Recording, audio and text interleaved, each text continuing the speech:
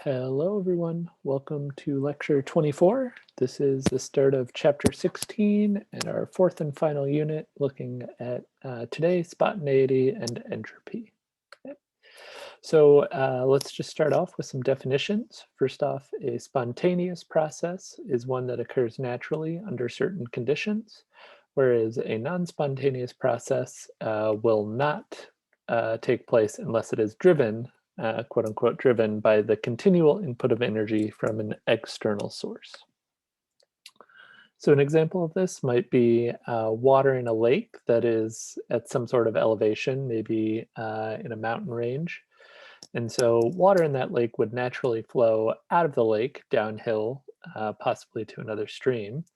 But to get the water back uphill, you would have to pump it. And so the flowing downhill would be something that is spontaneous, whereas having to get the water back up into the mountain lake would, of course, require energy input and be non-spontaneous. Another example could be water and ice at room temperature and pressure. In that case, we know that ice will spontaneously melt, but if we have just a glass of water, room temperature and pressure, it's not going to spontaneously freeze, right? That'd be pretty trippy if it did, in fact. The spontaneity of a process, I should mention, has nothing to do with its speed. So a spontaneous process can be very fast, it can be very slow. That's of course why we have kinetics. Kinetics that we did earlier in the semester is a measure of how fast something goes or how slow it is. But spontaneity just determines whether or not it will happen with or without the input of energy from something external. Okay.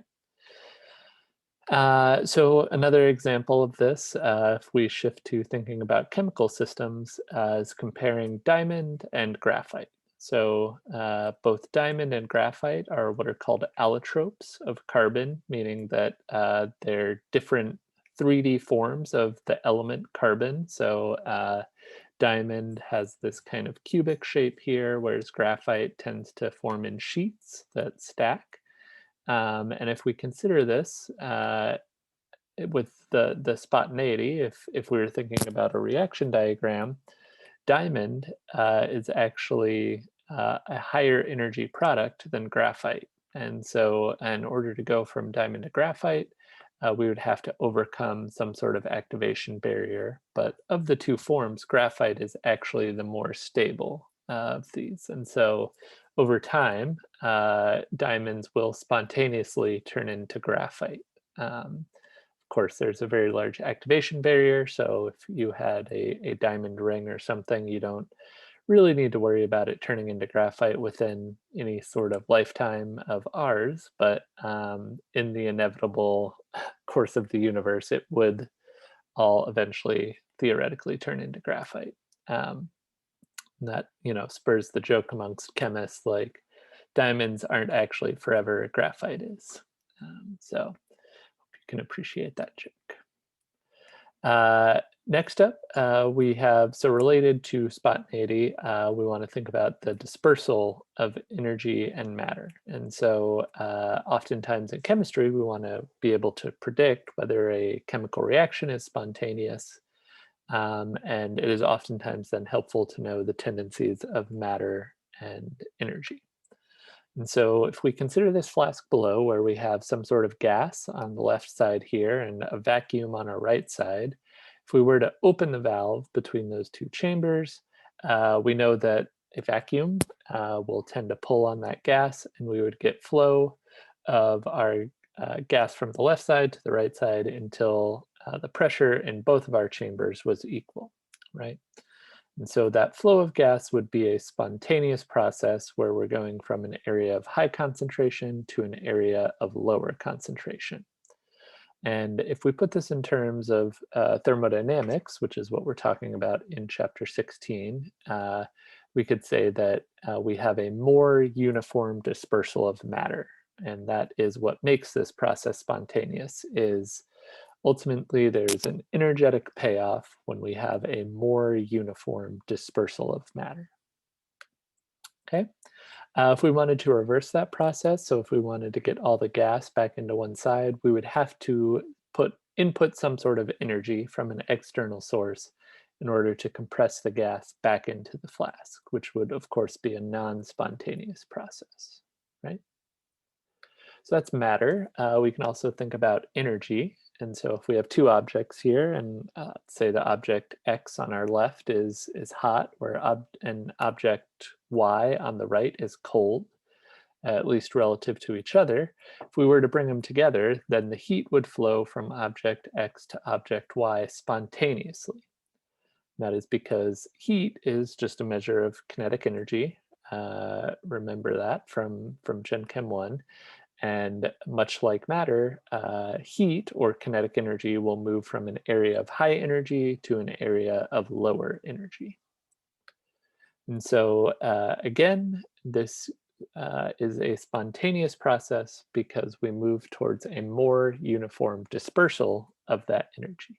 Okay, and that is the key to understanding which way the spontaneous flow of energy will occur. Okay. Um, some helpful terms that help us start to describe chemical systems are microstate and macrostate. And so the microstate of something is one possible arrangement of energy within a system, and the macrostate is something that we can actually measure. So more of the macroscopic properties of a system, such as its temperature, pressure, or position. The figure here illustrates different microstates. So for example, say we have 4 different spots in each chamber here in our vessel, and say we just have 2 gas particles per vessel. And these each particle can either occupy site 1, 2, 3, or 4.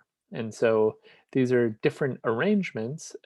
We could also call this different microstates that exist within the system here, where chamber 1, they're in position 1 and 2, chamber 2, they're in position 3 and 4. We alternate, and then we have positions 2 and 3 and positions 1 and 4, then 1 and 3, 2 and 4, and so on and so on. And so every one of these different arrangements represents a different microstate that is possible. Okay. And so this finally brings us to the term entropy, which I hope you have all heard of. Entropy, I think a lot of times when people want to do a hand-wavy definition, they call entropy a measure of disorder. Please do not use the word disorder in this class. I know that that's a common definition, but we want to complexify that. We want to build on that. And so the definition that we're going to be using for entropy in this class is a measure of how energy within a system is distributed.